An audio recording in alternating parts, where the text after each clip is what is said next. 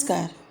विष्णुगुप्त, चाणक्य, कौटिल्य एक ऐसे शिक्षक थे, ऐसे गुरु थे, जो एक ऐसे लड़के को बृहद भारत का सम्राट बना दिए। चंद्रगुप्त मौर्य, ऐसे बताया जाता है कि वो चरवाहा थे और जब घनानंद से नाराज हुए चाणक्य, क्योंकि उन्होंने उनका अपमान कर दिया था और उन्होंने अपनी वो रखा जाता ना चोटी अपना बांधे और उन्होंने कसम खाई कि वो नंद वंश का खात्मा करके ही रहेंगे।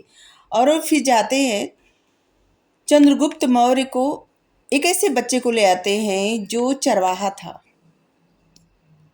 चरा रहा था, अपने भेड़ों को चरा रहा था, और वहाँ से ले आते हैं, उसे शिक्षा देते हैं और उसे इस काबिल बनाते हैं कि बृहद भारत का सम्राट बनाते हैं और स्वयं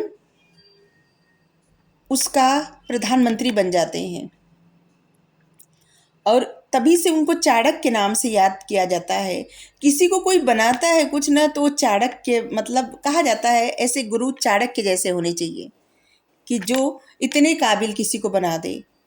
चाणक्य ब्राह्मण थे और उसी की सहायता से चंद्रगुप्त मौर्य ने नंद वंश का नाश किया था, भारत में एक विशाल साम्राज्य की स्थापना की थी।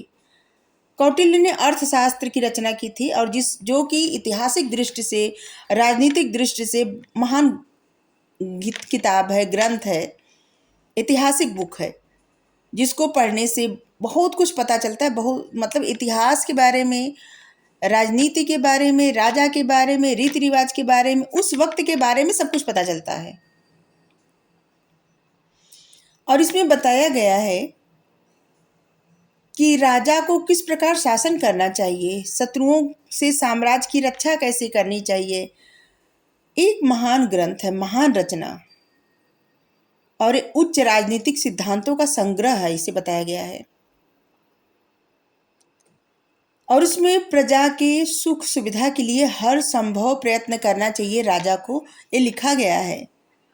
और उसे योग्य मंत्रियों की नियुक्ति करनी चाहिए।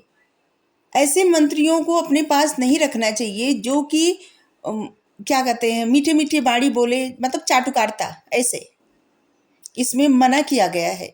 ऐसे मंत्रियों को अपने आसपास रखें जो सच बोलने का साहस रखते हों। इन सब बातों के अतिरिक्त इस ग्रंथ में मौर्यकालीन समाज का बहुत सुंदर चित्र प्रस्तुत किया गया है। अर्थशास्त्र कौटिल्य की एक बहुमूल्य रचना है।